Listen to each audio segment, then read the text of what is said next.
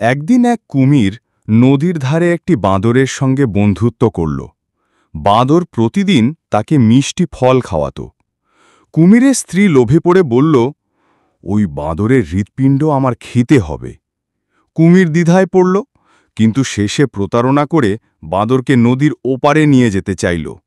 মাঝ নদীতে গিয়ে কুমির বলল, বন্ধু, আসলে আমি তোমাকে খেতে চাই।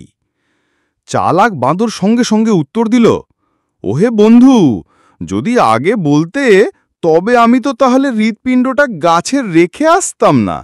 আমাকে ফিরিয়ে নিয়ে চলো, আমি নিয়ে আসি। কুমির সেটা বিশ্বাস করে তাকে আবার গাছে নামিয়ে দিল। বাঁদর সাথে সাথে গাছে উঠে হাসতে লাগল। বন্ধু, যে নিজের বন্ধুর সঙ্গে প্রতারণা করে সে কখনোই আসল মিষ্টি ফল পায় না। নীতি: বুদ্ধি আর চাতুরি শক্তির চেয়েও বড়।